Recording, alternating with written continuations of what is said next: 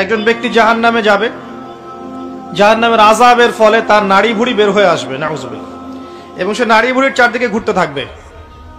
অন্য জাহান্নামীরা একত্রিত হয়ে তাকে জিজ্ঞাসা করবে যে আলাস্তা কুনতা তা'মুরুনা বিল মা'রুফ ওয়া তানহাউনা আনিল মুনকার, তুমি কি পৃথিবীতে মানুষকে সৎ কাজের আদেশ করতে না, অসৎ কাজে নিষেধ করতে না?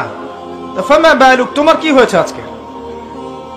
সেই ব্যক্তি বলবে যে আমি মানুষকে সৎ কাজের আদেশ করতাম ঠিকই, কিন্তু আমি নিজেই সেই কাজ করতাম না, নাউযুবিল্লাহ। আর আমি মানুষকে অসৎ কাজ থেকে নিষেধ করতাম, কিন্তু আমি নিজেই সেই কাজ করতাম।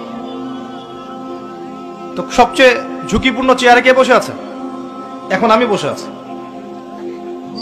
আর আপনি বিশ্বাস করেন, যারা আমরা এই চেয়ারে বসি তাদের মাঝে এমন অনেক মানুষ আছে যাদের কলিজাগুলো যদি আল্লাহ পাক বের করে দেখাতেন তাহলে দুর্গন্ধে আমার লেকচার শুনতে আসতেন না। কথা বুঝতে পারেন নাই না?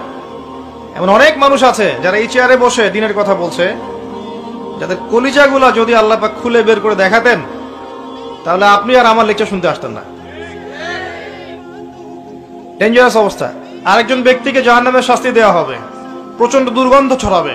এই হাদিসটা ফয়জুল কালাম বইয়ের মধ্যে আছে, মাদ্রাসায় পড়ানো হয়, যে অন্য জাহান্নামীরা এসে বলবে আগে থেকেই আমরা অনেক শাস্তির মধ্যে ছিলাম, তুমি কি আমল করতা পৃথিবীতে, হে তোমার আমলের কারণে আজকে দুর্গন্ধে থাকা যাচ্ছে না, নাউযুবিল্লাহ। সেই ব্যক্তি বলবে যে আমি ইলম অর্জন করেছিলাম, আমার ইলম আমার উপকারে আসেনি, মানে আমি ইলম অনুযায়ী আমল করতে পারি না।